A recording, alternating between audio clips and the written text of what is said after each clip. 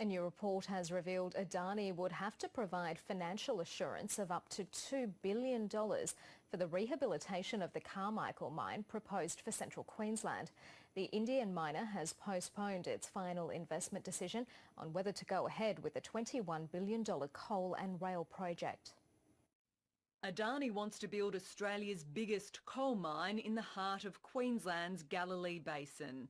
Lock the Gate Alliance has crunched the numbers on how much it would cost to rehabilitate the land once it's mined. Using the Queensland government's own calculating method, the activist group says Adani would have to provide initial financial assurance of between $1.5 and $2 billion. And that would make it the largest financial assurance claim in the state.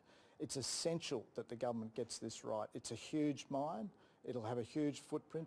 Some industry analysts who oppose the mine say Adani faces a multitude of obstacles before the project can become a reality, including backing from financial institutions.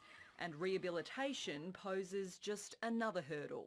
I think Adani is going to struggle to find anyone willing to go guarantor on a multi-billion-dollar, multi-decade rehabilitation liability.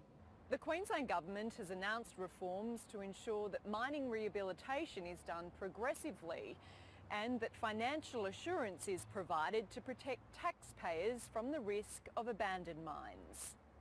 Adani says it will comply with all rehabilitation requirements now or in the future, but there's been no formal decision on proceeding with the project. A touchy subject for Cabinet ministers. Oh, look, I covered that topic previously. Got nothing further to add, I think, today. Mine rehabilitation expert Dr. Gavin Mudd says bigger projects like the Carmichael mine pose a big challenge.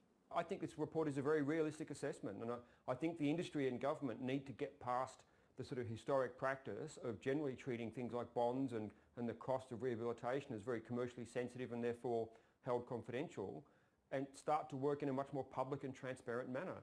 Adani has postponed its final investment decision while Queensland's Cabinet decides whether to offer a royalties discount that could be worth up to $320 million.